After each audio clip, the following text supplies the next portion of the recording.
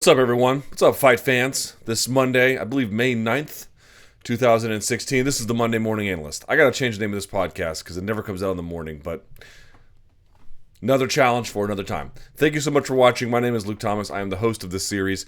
Podcast exists in three parts. We break down some technique. We look at the overall technique and results from some of the action over the weekend, look at something in particular, a little bit of slides that we have, and then in the third segment, look at what's coming up next. So without further ado, let's go ahead and get to it right away. There were two major events this weekend, Invicta 17 and UFC Fight Night 87. I don't want to get too much into Invicta 17 except to say Tanya Evinger retained her title, but really a shout-out needs to go to Angela Hill. What a tremendous performance she put in becoming the Invicta strawweight champion. Really, just her striking looks so crisp. She has clearly worked on her scrambling, her defensive wrestling. Her cardio was tremendous. Even her defensive jiu-jitsu, I thought, was really, really spot on, as good as it needed to be. Submission defense was there. Like, just such a talented fighter. She's really come a long way. She got her start in the UFC for most fans' impressions. That was the early part of her career, but she's only now coming into her own. And I feel like if you watched her in the UFC and you haven't seen her in Invicta, you just don't know her anymore. So shout outs to Angie Hill. Phenomenal job. Congratulations to her and a well-earned victory on Saturday night. On Sunday night was the bigger of the two events. It was UFC Fight Night 87. Again, UFC Fight Night Overeem versus Arlovski, UFC Rotterdam, whatever you want to call. UFC's debut in Rotterdam. UFC's debut in Holland, really. The attendance, 10,421 for a gate of 1.5 million. Not bad. Decent showing for a fight night card. The main event, Alistair Overeem taking on Andrei Arlovski. He wins via TKO, jumping front kick, and punches at 112 of the second round. So what do you say about this fight? Overeem is not the same size he used to be, but I feel like he used to want to physically impose himself on opposition, and that caused some defensive lapses in his game. That is not the case anymore. He is much more diligent. This fight played out in a way that I thought it would, that of the two, Overeem is able to play at different ranges than Arlovski. Arlovski can play at different ranges a little bit too, but not to the same extent. There really is a bit more versatility in that regard. What's interesting about this fight was that it ended with the jumping front switch kick and then the left hand that dropped Arlovski, and it happened back-to-back. What's funny was if you go back and you watch this happen in the Dos Santos fight too, the best offense that Overeem had did not come from orthodox. It came from southpaw. But when he landed the jumping front switch kick, that happened at orthodox. And it happened in a way where he throws the jumping front switch kick starting from orthodox, almost shifts to like a square stance, then does it. And I think what happened was because Overeem had been at southpaw throwing the body kicks and then and also throwing the outside right leg kicks, I think Arlovski was sort of like expecting that. But there was this, there was a dynamism to the weapons that Overeem uses that, Arlovski's got a really big punch, he's got great boxing, and he's hard to hit, he's got great takedown defense, although there was that one trip, that outside trip that Overeem was able to land. But for the most part, I think what you're finding is that Overeem's just really, really such a clever guy. He's much more patient. He uses guile and smarts now, and he still has that ferocity. I mean, you put away Arlovski in the second round, but I just mean the cleverness. I don't think Arlovski was ever expecting any shot above his guard, and for it to come from the right side stance, which during that fight there was really no offense from, was just a tremendous way to mix things up, to be very unpredictable. So great job by him in that regard. In the co-main event, Stefan Struve takes on Antonio Silva. This ended at 16 seconds into the first. What do you say about this? Silva marched forward, ate a bunch of shots, and Struve banged him out. Silva's lost 4 of his last 5. Of those 4, they've all been in the first round, and they've all happened via strikes. Everyone has their own ideas about when a fighter should retire, but there is enough evidence to conclude at this point that his ability to take a shot is compromised. For Struve, it's a good confidence builder. Still a young guy. We'll see where he goes from here, but that's all there is to say about that. Gunnar Nelson defeats Albert Tumanov. What a fight. Via rear naked choke. 3:15 of the second round. We're going to look at that in the second segment, so I'll pass on it for right now. Germaine Durand-Demi defeats Anna Elmos, TKO, knee to the body, and of course a punch she followed up with. 3:46 of the first. You get stuck in de Randamie's clinch, and there's not a whole lot you can do. You saw when she got clinched up, I'm sure that it's really hard to get out of it, but I didn't see a lot of clinch breaking action out of Elmos. She was scared to level change because she didn't want to eat a knee, so she kind of stood there and put a hand out to block. But when you put a hand out to block or put a leg up like she did, de Randamie just has any number of different targets. They can bring knees up the middle to the face, to the side. They can pull you and turn you to get your hands to go different places. And she did all of that. So eventually it ended against the fence. Elmos had her right leg up. And so de Randamie just drove a right knee, not merely up the center, but around in the center. And that dropped her. And then she followed up with some punches. Easy fight for de Randamie, but nevertheless kind of important. Nikita Krylov defeating Francimar. I don't know how you pronounce his name properly. They called him Bahos. It's spelled Bahoso. Submission rear naked choke at 3:11 of the second round. This was a weird fight, right? Because, look, Nikita Krylov keeps winning. And I picked him to win this time, mercifully. Mostly because he takes risks in ways that Bahosa does not. And so I thought that he would eventually, through just being proactive, overwhelm him, which is more or less what happened. But look, Krylov still got drilled a bunch of times walking forward. It doesn't move his head. He's obviously got a tremendous chin and can take an awesome shot, so good on him. But I don't know. Like, you saw that one sweep that he had. It was a decent sweep, which you'll find that Nelson does when he gets takedowns is he secures position right away, or he establishes conditions so that before it gets to the ground, he doesn't have to worry about that. But in any event, Bahosa never really sort of like solidified position. So the sweep was okay. It was good presence of mind, but it wasn't all that technical. And then the choke was weird because what you'll see in the Gunnar Nelson fight is when Nelson gets the choke, it's not merely that he just puts pressure here. He brings the chin in and contorts the neck a little bit. It's a twist on the spine just a little bit, and there was none of that with Bahoso. I don't know. Maybe he had a pre-existing injury. Maybe Krylov has a tremendous squeeze. You're all gonna get so bitter at me because I'm sort of undercutting a little bit of the guy's win, even though he's on a tremendous win streak.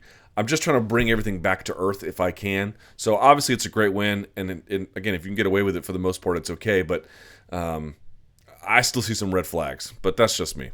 Karolina Kowalkiewicz, or Kowalkiewicz, however you want to pronounce it, defeats Heather Jo Clark. I'm going to call her Double K because my pronunciation is probably horrendous. She wins 29-28, 29-28, 30-27. She also, this was a great fight, actually. This was the only decision on the main card, but nevertheless, Heather Jo Clark, she had her moment. She had that one nice double under takedown, which she did opposite to the side of her, which is where you want to go. You usually want to go at an angle, and you can go, if you can turn the corner really quick on a dime, that's even better, but she never really established position when she got down there, so Double K was able to get back to her feet very quickly. So that was one problem. And, she just kept pouring on the offense to the point where she was able to just react to some of the poor decisions that Clark was making towards the end of that fight. But, Clark had her moments. I thought Clark was really competitive with her early, but in the clinch just didn't have a lot of dynamism. And then again, as the fight wore on, kind of lost the more disciplined approach she was employing early that was getting her to win. But, credit to Double K, as the fight goes on, she gets stronger. Very hard to do. Her cardio was there the whole time. She gave that wink ahead of time. So strong performance for her in the women's strawweight division. We move to the prelim card here. Rustam Habilov defeating Chris Wade. Chris Wade having his moments in this one, but Rustam Habilov just a little bit ahead, especially once they got to the mat. I thought he had a little bit better grappling, although it was pretty competitive. It wasn't like Wade was totally out of his element. But if that's going to be your calling card, if the ground is going to be where you win your fights, you're gonna, and this is as far as you can go with that, then there needs to be some things that change as a consequence. Magnus Siedenblad defeated Gareth McClellan. TKO, head kick and punches, 47 seconds in the second round, whatever. Josh Emmett defeats John Tuck, split decision, 29-28, 28-29. I actually thought Emmett won this pretty cleanly. What do you say about Emmett? I thought listened to his corner impeccably, had obviously was clearly in good shape. Really nice boxing combinations. He had Tuck reacting towards the end of that fight, similar to the Clark fight. Tuck had his moments here as well. It wasn't like Clark or Emmett ran away with it, but I just thought he landed the better punches. I thought he landed the cleaner punches. I thought he was the more consistent guy. And again, I don't know what Tuck's corner was telling him, but I could hear Emmett's corner really well. And you could just see Emmett listening in a way that was, I think, moved him to victory. Reza Madadi taking on Jan Cabral. He wins via TKO punches. It was actually an uppercut that did the whole thing at 156 of the third round. This was a lot of wrestling against the fence. Good job by Madadi in avoiding most of it, including singles and doubles, and resetting the position, and then the guys would sort of strike their best that they could. Eventually, Cabral marches forward and then marches right into an uppercut from Madadi, and then he actually doesn't go down.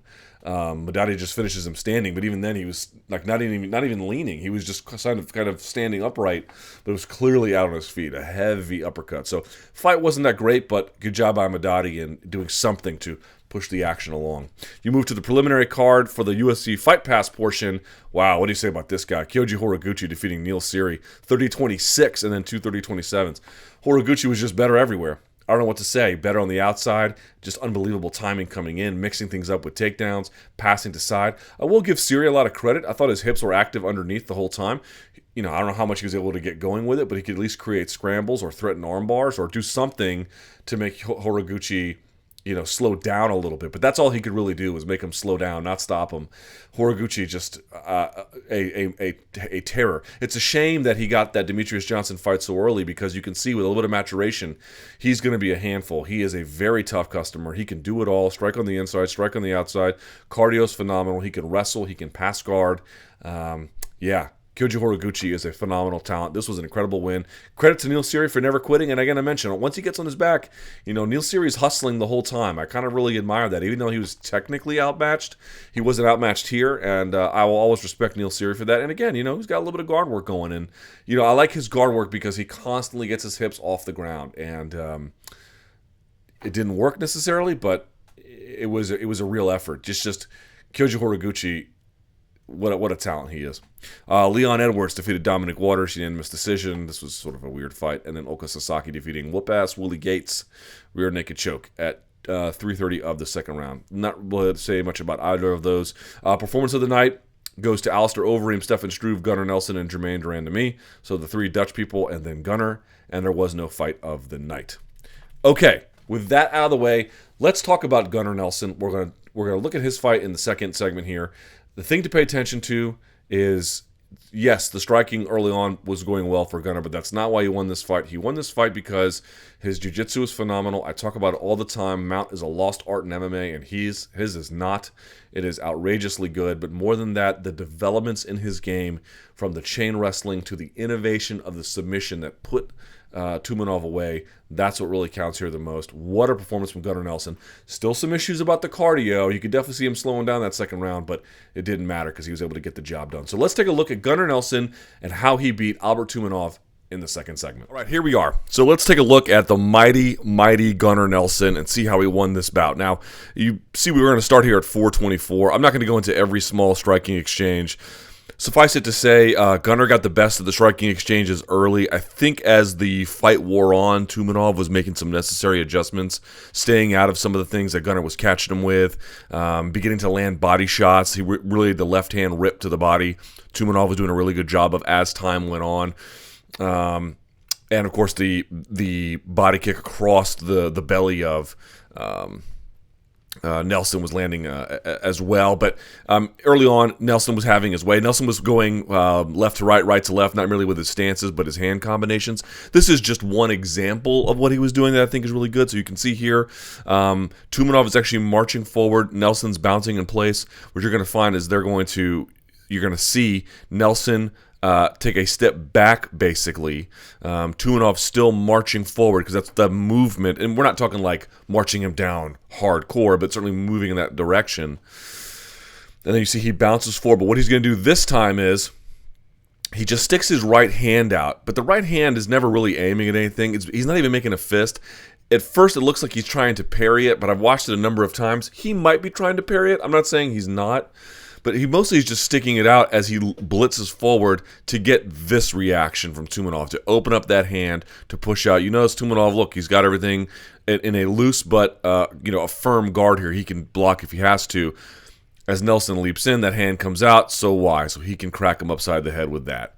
And he was actually doing that left to right, right to left. So this is one combination where he throws the right out, then lands the left. He had done the opposite just previously. So this is just one example of the kind of success that Gunnar Nelson was having early. It's not a full representative, but just to let you know that, I knew that Nelson had a major advantage on the ground, and I thought Tumenov had an advantage in the standing, but truth be told, early on he didn't. Maybe he had the ability after he made adjustments, but Nelson kind of always stayed in his face and never really let him do that.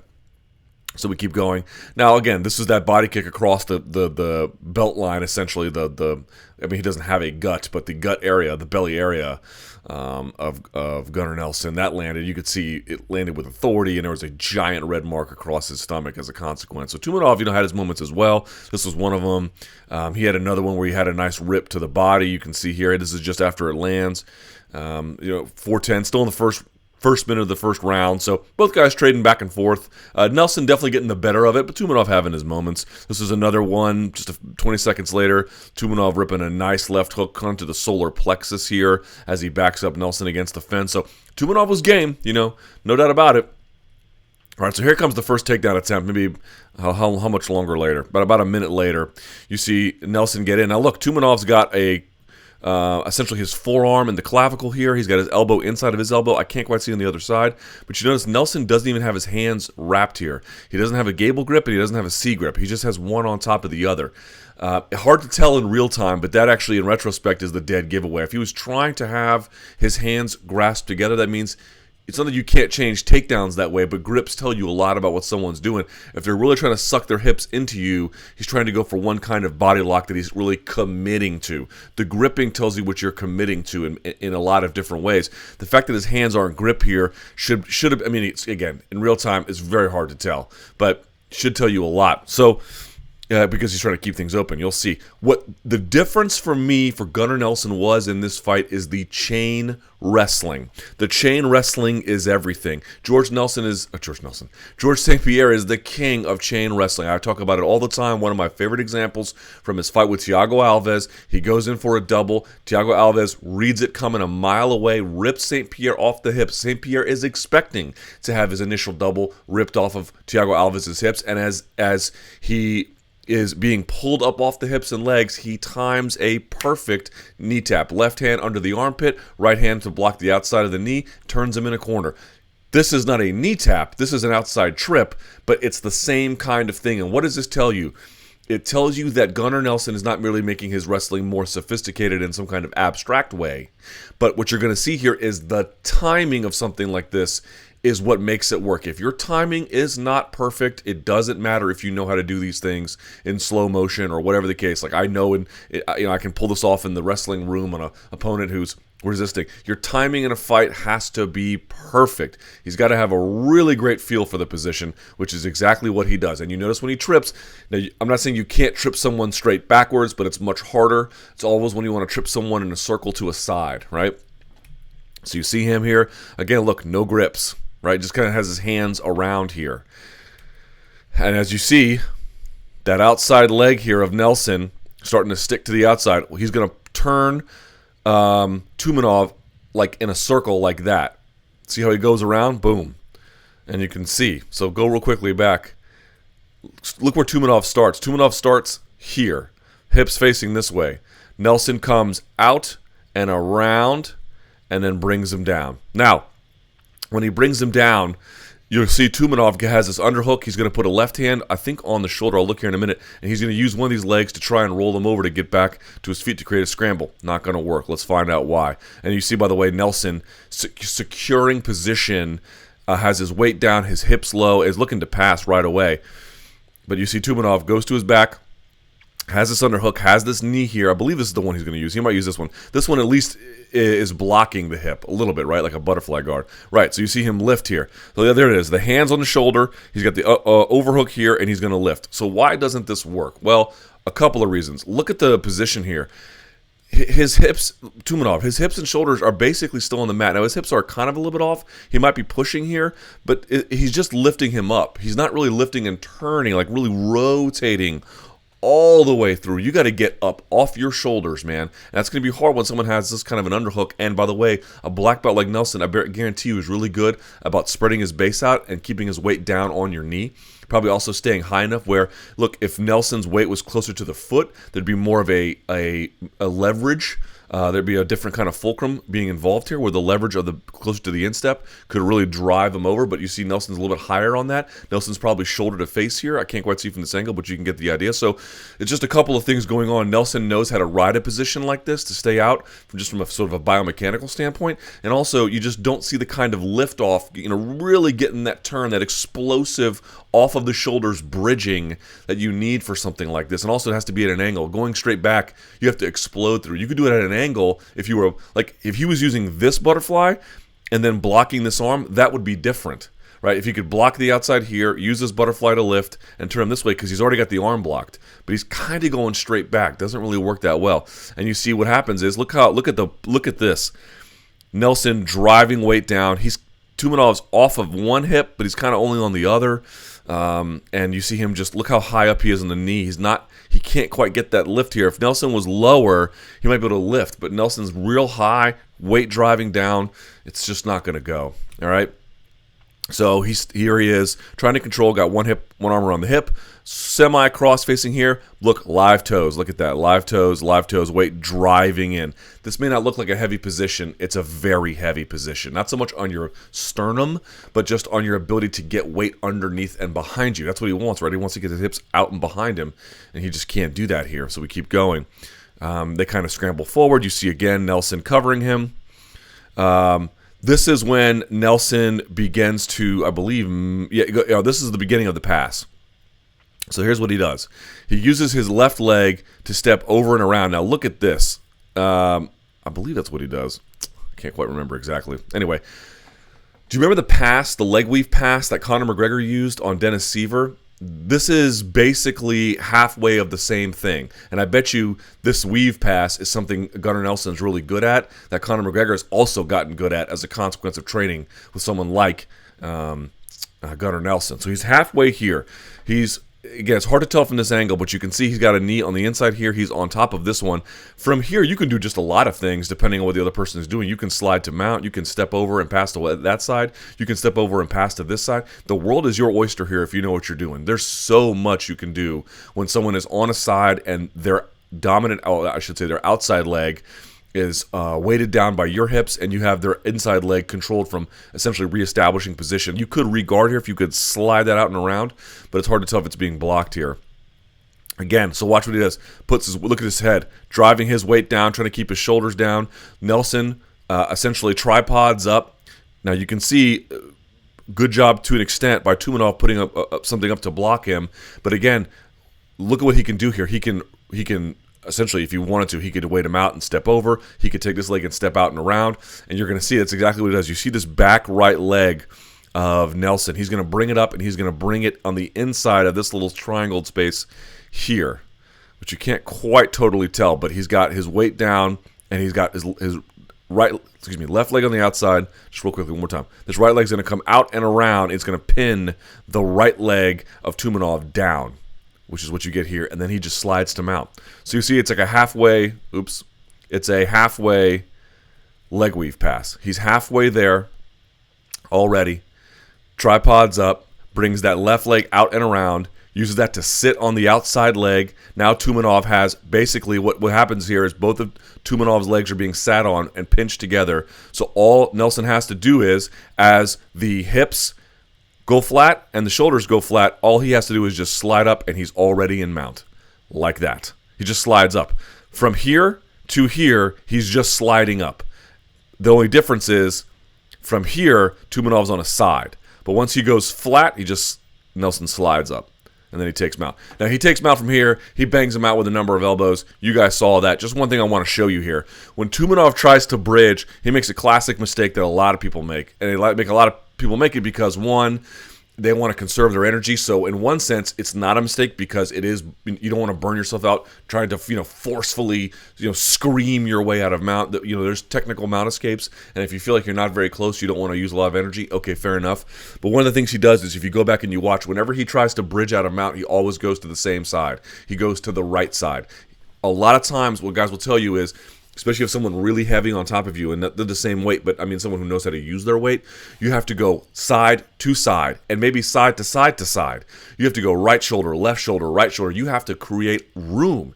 If you go to just one side, A, you're predictable, and B, it's easy to stop because it's just one side you're having to do that with. But I want to make a note here. Look at this picture here. This to me is like frightening.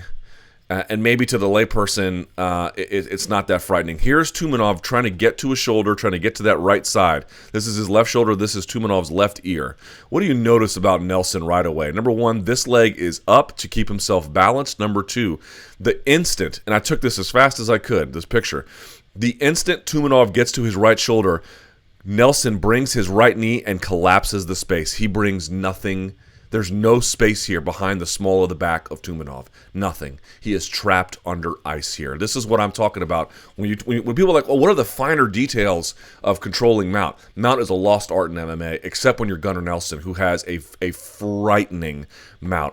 He keeps open space here just so he can balance himself. Now, Tumenov could have essentially brought his knee inside if he was really gifted about it, but even then, Nelson could block with a hand or come back down. But I just want to show you what he does on the right side. He sinks this space. So number one, if Tumenov decides to just go belly down or roll to his knees, if he's really strong, he can sink the hook right away. The hook's already there for him. And number two, he can't go side back to side to then create space, because as soon as he goes to a side, Nelson doesn't leave an opportunity for Tumenov to go to the other side and then create space. He collapses it all, which is probably why Tumenov was like, you know what, maybe I'll just go back down. Now, there are ways around it. You understand that even when someone does this. I just want to point out, though, that Nelson wasn't leaving any openings for Tumenov to say in his mind, oh, gee, this is no problem. I can just go side to side and get out of it. Nope. He collapses that space, drives his knee to the inside of the small of the back of Tumenov, closing off all avenues. That is scary, scary, scary stuff. Guys who do that, when you feel someone on top of you doing that, you know you are in major, major trouble. So that's round one. Let's take a look at round two here if we can. I'm going to blow this up. All right, here we go. Round two, at distance. You notice Nelson switching sides. Again, the striking was kind of interesting. I thought Tumenov actually did pretty well in the second round, staying out of some of the blitzing of Nelson. But in the end, it didn't really matter so much. But you see him standing at distance. What I really want to focus in on is the takedowns. We've seen it before. It's not just chain wrestling. It's chain wrestling and attacking the legs with tripping. I feel like you saw Miesha Tate do that against Holly Holm very effectively, and you're seeing Nelson do it effectively here. I can't really wrestle you trying to squeeze in on a double. You're going to stuff it, but maybe after that I can just get a leg in behind you and trip you, especially if I've got really excellent timing like Gunnar Nelson does. So you see here, switches sides, right, because he was standing one side, switches now to the orthodox side and uses that to shoot. He's going to shoot in for a double, and look, Tumenov catches it. Tumenov catches it right here with the underhook. Not going to matter, because it's not really the double that Nelson is after. Look at that. He's got a super strong whizzer here, driving his weight down. But it's not going to be enough, because that's not the takedown he really cares about. Here's what he cares about. And I'm sorry this picture's a little blurry, but you get the idea. He's got the whizzer here, left hand here, kind of on the fence. Left arm is here. Now watch that right leg of Nelson come around. That is what you want. And look, he's upright at this point. He's upright. He thinks he's in the clear because he's upright. Look, oh, I'm Tumenov. I caught the underhook here. Bang. I'm good. Pulling him up. See how he's wrenching him up with this whizzer? Pushing him up off of his hand on the face, pushing his head up. I am righting his posture. I am pulling him off of my hips, but it doesn't matter because he's got that trip going. And remember, Nelson's keeping his feet moving the whole time. They're in motion this whole time. These are not static positions you're trying to force someone through. That motion makes the takedown a little bit easier to come by. So, outside trip, and again, falls to an angle. Look at that.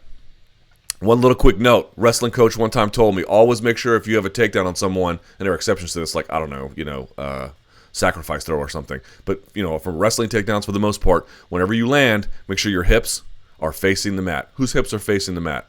This guy, Gunnar Nelson, hips facing the mat. And of course you can see here, he hasn't quite passed, but there's not much of a guard here that's going to matter. He just simply hops out and around. He has an underhook to control to prevent him from turning up and standing. You saw this weekend a lot of people get takedowns and they couldn't finish them or hold them because they would get the takedown. Let's go to Double K versus Heather Jo Clark. Heather Jo Clark had a nice body lock trip, turned her, pulled her down, but simply didn't control once they got down there. Gunnar Nelson, you see how his weight is always on top of the shoulders and the top of the sort of the chest and up of Tumenov. It makes it hard to get anything really going once you get him down there. Okay, so here we go. Tumenov is pressing on his far hip here. You can do this for a little while. It's like a semi-knee shield, not really. You can do this for a little while, but not for long. Anyone who's really good is going to break this. And they're going to find any number of different ways to break this. We'll see how Gunnar Nelson does it. But this is a really bad spot for Tumenov. Tumenov thinks he's pressing his hip away, and for a moment he is. He's also getting cross-faced here. Anyone has ever... Look, if you ever want to escape someone from side control, people are always like... You see white belts come in. How do I get out of side control? Okay, well, let me find out. Did you let someone do this to you? Yeah. Okay, you're not going to get out of side control. If you can control someone's head like this and their neck, there's going to be a limited mobility with what they have on their shoulders and even their waist. The spine is connected. If you're controlling the top of the spine here, the bottom of the spine is not going to be all that active. All right? So he lets go of it for different reasons. Tumenov at least tried to get onto a side. You can see that now he's got his arm away from his body. That's never good, but it doesn't cost him here. But these are fluid positions, and maybe Nelson lets it go because he wants to bang him out with an elbow. But just as a matter of recourse, if you're ever in a jiu-jitsu class and you're always like, how do I get out of side control? Right, start here. Well, actually, let me correct that. Start by never letting yourself get here. But if you get here, start here. Okay, and then there's this. We keep going. You're going to see him tripod back up. He's actually going to use this, by the way. You'll see him, now he does grip up here, kind of like a C grip. I didn't get a picture of it, but you'll see him, he'll close his elbow and raise it as he scoops up his head to lower him back down. Like he kind of wrenches inside, pulls it, and pushes over to get him to go back down like that. You see? This is a semi-cross face, but because he's leaning into him. By the way, when you put your hand out like this on someone's hip, it's exhausting. Guys who are really good can sit to armbar right away with it. It's just a real bad idea. It's fine for a second or two, three if you're feeling real frisky, but you do it on someone like Gunnar Nelson long enough, and I hate to laugh, but you do it on someone like Gunnar Nelson long enough, and he's going to make you pay. He's going to make you pay real bad. So we keep going. Now here's what he's doing here. See this? So what Gunnar Nelson's going to do is he's going to basically do like what's called a hip heist. It's not exactly a hip heist, but it's the same motion of a hip heist. He's going to drive this right hip all the way down and then go back to center. What he's doing is he's trying to free this off. So the reason why this works is he's putting weight down. Tumenov's putting weight back out. So the way he's going to get rid of this is he's essentially just going to remove his hip so there's no weight that Tumenov can put into it. So he's going to sink his hips in and then back down. And you notice the left hand no longer works because you're rotating left. Excuse me, you're rotating, I guess, depending on your perspective, you're rotating clockwise and then counterclockwise back down. So now he's freed the position. Now Tumenov could try to reestablish it maybe with a forearm, but it's not going to work the same way. He's already gone back down. Okay? So now what is he going to do? You're going to see him free this leg so he can come to full side control. Okay? Now he's in full side control, almost like a back step pass. This leg was probably on the inside here being scooped by Tumenov's left leg. Now he stepped out of it. Now look at the posture of Nelson. He's just a bow of weight on top of him. Don't think that toe is not pressing because it is. This is what you want to pay attention to is this far hip. Okay? Kind of got a crossface here. Not super tight, but not great either for Tumenov. What you're going to watch is the left arm here. He's going to bring it up and look at the live toes here. He's pressing into Tumenov this whole time. Like, Tumenov is carrying this weight, trust me. And guys who are good like this, he's not, look, the right hip of Nelson is not on the mat. It's up off the mat. The elbow is not on the mat. It's up off the mat. He is driving weight into him. But what he's going to do here is he's not going to put his forearm straight across the hip here because that would be a dead giveaway that he's going for a mount. But what he is going to do is put just enough pressure there. Just enough. You see that? Just enough to keep his leg open at an angle. Rather than having his knee up a little higher, he's going to put it down just a little bit. Cross face, live toes, live toes, live toes, hip off the ground. Hips off the ground so he's more mobile. And what's he going to do? Step right over on that joker right away. And Tumenov tries to raise in on it. All he winds up doing is just securing the position for Nelson. One small detail. Watch what he does to the right arm here of Tumenov. He scoops it as he comes in. I'm telling you guys, you don't think of things like this, when you see a lot of guys take mountain MMA. Just every small detail he gets right. Like every small detail, where his hips belong, where his toes are supposed to be doing, how his weight's supposed to be distributed, the timing of everything. It's just in this fight, maybe not against Demian Maia, but against this fight, this is like flawless jiu-jitsu. It's flawless. So Tumenov rolls, he takes the back. Now you'll note he rolled, I believe. Let me see here. So we have him here. So Tumenov rolls again to his right. He gets his back taken. So he rolled to his right? Meaning this side got exposed first. That's how that hook got in so far, and that's how he got the body triangle. You see that? This foot got in so far because when Tumenov rolled, this was the side he exposed first. He rotated this way from his back, right? He rotated this way, which means he opened up that side, which means Nelson slid it through as it came in. Hard to do like that so effortlessly, but of course, you're talking about someone whose jiu-jitsu is dynamite, okay? So he gets the body triangle in. This is just a really weird sequence of hand fighting. I would love to talk to Gunnar Nelson more about it in detail. I'll just show you what I saw on film, and then we can go from there. So he rotates him over to the side where you could break the body triangle this way when the foot is flat on the mat, but Tumenov, I think, is just too busy hand fighting. Nelson keeps his head close at all times. Kind of got the hand around the chin. It does not go under. And then he's got the forearm gripped. He's going to let this go. He's going to push it down and then bring it around. Okay, but Tumenov, you can see, gets there quicker. So he can't quite get it, but he's keeping this pressure in. All right? So what happens? So Tumenov creates a little bit of space. He has 2-on-1. This is pretty good for now. It's good to survive. All right? But you notice he's not addressing the body triangle at all. I mean, he's got bigger fish to fry, but you get the idea. Okay? So we keep going. Here's what happens. Nelson doesn't try a whole lot here. Tumenov's taking a breath. You can tell he's a little bit worried. But what I want you to notice is thumb on top, by the way, correctly. Nelson takes this wrist and he just kind of punches his hand through. He doesn't really try and snatch the throat. He doesn't really, not a lot of force. He just wants to be able to say, I can get my hand open, pushing through like that. Now you can see the UFC of it, right? But you notice there's not a lot of other incremental progress. Like, if you're Tumenov, you're thinking, well, I'm still on the wrist, and I'm still on the inside of the bicep / brachialis forearm area, so this is fine. But the truth is it's not, and this is what's interesting about it, right? It's not. So keep in mind, we're not like doing these major forceful movements. We just want incremental progress. Just incremental. And again, the wrist, you probably feel like you're safe, but you're not. So what he does is, Nelson now says, okay, I got my hand free. So what I'm going to do is I'm going to wrench up and grab my own wrist. I'm going to pull up. Go look before. See how his elbow's kind of down here a little bit? Now it's going to come up. It's going to come up a little higher. He's going to use that free hand a little bit, and he's going to use his forearm, well, I should say his wrist, then his forearm, then his bicep, to wrench into a better position. I've never actually seen that before. You see that? And now the hand is getting buried behind the head. This is a small detail. It may not look like much. It's hard to explain. Once he just punches the hand through, all he wants is that open hand. Because if he has that open hand, now he can do more with it just to incrementally slide a little bit further, wrench that choke into a position where he feels like he can get a little bit more on it. So now what does he do? Now you see him trying to bury the UFC behind the head. That would be the end of the game, basically, right? But Tumenov, smart enough, says, no, thank you, please, and goes ahead and grabs it. This is just, to me, like, I don't even know what the word is here. Like, Tumenov's fighting this kind of correctly, pushing up on the chin. He probably feels like there's nothing on my throat. Watch this, man. Okay, so here's what you see. He's still got the glove of... Tumenov has the glove of Nelson. Nelson just goes ahead and frees it here. So check this out. So he just pulls his hand out all the way and says, fine. Like, I'm not even going to try and wrestle you anymore. I'm just going to pull my hand away. And then he does this. I'm not exactly sure how to explain this. Like, check this out. He pulls his hand away, so we're not hand fighting anymore, and then he just dives it right back in. But here's where he's driving it. He's driving it. Okay, you see this tiny little thing here. There's the red of Tumenov's glove.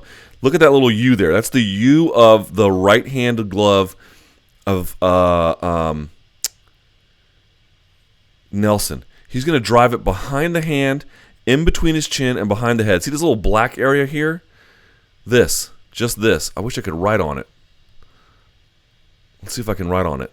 Like, well, no, I can't. But you see here, just this little space here. And he just digs it in. Watch. Bloop. he digs it in. You can see him straining. He just wants to dig it in behind the head. This is his own finger right here. Not quite on the bicep, but, good enough. You can see the edge of his glove here. It's like the edge of his hand. He just dives it right back in.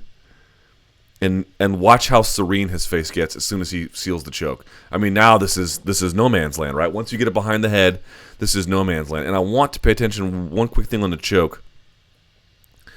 Look at this choke. Look at his head here. It's still kind of facing this way. Watch this choke. It's similar to that choke Maia had on Story. Watch the head position here. Look, he's sort of head to head here. He's going to create an angle now. This is blocked. This is blocked. So what winds up happening with the choke is, first of all, if you look here, look how far away his wrist is from his ear. To me, this is a little bit on the throat, on the outside of the throat. That's one problem. So I bet he's feeling it. Two, you can see his ribs poking out, which means that Nelson's pressing into him. So that's horrendous, and that feels awful on the small of your back. So keep in mind that small detail too. But more than that, it's not, when people say, oh, it's a cranking on your face, it is a crank. It's turning in direction, but it's more than just a collapse on top of the chin. It's not just merely force on top of your chin. It's in and around. Look. See how it's kind of normal here? He's going to suck his shoulders back and around as he pulls in and around. Watch. Again, so it's in and around. In and around. See how much more you can see his left ear? Look at that. His left ear is almost covered here. Now he's hand fighting here, and this is where he's ready to tap. You can see, but point being is yes, it's painful on the shoulder, but I bet you feel it on the back of your neck too. I bet you feel it everywhere from the jaw on down. This is more than just a jaw crank. This is a jaw crank, partial choke, and partial, like, slight neck crank variation. Now, the crank of the neck is probably not what would make you tap, and the choke's not enough to make you tap. But the combination of all three, led by the jaw crank, is enough to get it done. And then I think that's it. He taps. Yeah, you can see here. But, I mean, look at the angle. He's looking away and in. And you can see the forearm is doing all of the work. That is, I don't know what you want me to say about that. That is just the most horrendous thing on earth. This must be extraordinarily painful. He must have an incredible squeeze on this position that he has practiced, because he knows he can't always get it under the chin, especially with these MMA gloves. People always talk about jiu-jitsu innovation. Without having talked to Gunnar Nelson, I don't want to say he's doing this necessarily, but here's my hunch. My hunch is that he has figured out a way to crank on someone's face that is more than just blind pressure. He's got a certain kind of squeeze where he wants to rotate, he wants to pull your chin in backwards for punishment and then twist it at a slight angle on top of the chin, not on the neck if he can't get it, because he knows with the gloves it's just a lot harder. This is something, to me, I feel like this particular variety of the choke, this finish of the choke, where you notice this choke is sealed here, but the crank comes here, in and around. Again, I'd have to talk to him to be sure, but we always say, oh, jiu-jitsu's not innovating. And in some ways, in MMA, it's definitely not. In some ways, it's regressing. But my hunch here is this is an innovation he's developed that he could do to anyone in this circumstance. Even if Nelson can't get his arm under the throat, if he can get it across your jaw and he can get this particular kind of squeeze, which I'm sure is tremendous with the angle he wants, he can do anything he wants to. He can tap anybody, including someone as tough as Albert Tumenov. What a sensational job by Gunnar Nelson. Great on the feet as well. I don't want to diminish that. He had his moments there. Certainly a complete performance, but just great job chain wrestling. Great job controlling on the ground. Great job staying one step ahead of him, dominating position, and then even getting a choke with, very respectable defense by Albert Tumenov, but just not enough against someone like Gunnar Nelson, because this may have been the best performance of his career. And last but not least, let's take a look at the third segment here. What's ahead? So this is actually a big weekend in combat sports. Two major events to get to. Of course, the first one I'll get to is Bellator 154. This is going to be at the SAP Center in San Jose, California, headlined by a light heavyweight I guess, number one contenders fight between Phil Davis and Muhammad Lawal. That's definitely one of the better light heavyweight fights you can make outside of the UFC. So that should be fun. At heavyweight, the Bellator debut, Sergey Haratonov taking on Josh Appelt. I can't even pronounce this guy's name. Appelt. At welterweight, he's already back on this card after fighting at the last Bellator event. Excuse me. Did he fight at 153 or 152? Whatever the case. It was the same one as the Benson Henderson card. Evangelista Santos takes on Saad Awad. And then Andre Fiallo takes on Rick Rieger. And then the gentleman who was supposed to fight Jordan Parsons, unfortunately, who obviously cannot. His name is Adam Piccolotti. He's taking on Ray Wood. So that's your main card. Other names on that main card to pay to on the prelim card. Darren Yudian Oyama's on that prelim card. Thomas Diong, the Frenchman out of AKA. And then Stephanie Frausto is on that card, the prelim card as well. You move to the UFC card, UFC 198. This will take place at the Arena, again, forgive my pronunciation, de Baixada. This will be in Curitiba, Brazil. Headlined by Fabricio Verdum taking on Stipe Miocic. You got Jacare versus Vitor Belfort. Anderson Silva versus Uriah Hall. Chris Cyborg makes her UFC debut against Leslie Smith. Shogun versus Corey Anderson on the prelim card. Fox Sports 1, Demian Maia taking on Matt Brown. That is sick. Vorley Alves taking on Brian Barberina. Thiago Santos taking on Nate Marquardt. John Lineker versus Rob Font. That is a sick fight. And then you move to the Fight Pass portion of the card. Little Nog taking on Patrick Cummins. Masarin Duba taking on Yancy Medeiros. Sergio Moraes taking on Luan Chagas. And then Hanato Moicano taking on Zubaira Tugugov. That's it. Sick card. A lot to get to this weekend. We'll have a lot on next week's podcast. Hope you enjoyed it. If I got anything wrong, as I certainly did, I'm sure, you can let me know on Twitter at SBN Luke Thomas. Get at me on Snapchat, the Luke Thomas 79. And guys, I appreciate you watching. Thank you so much. And until next time, enjoy the fights.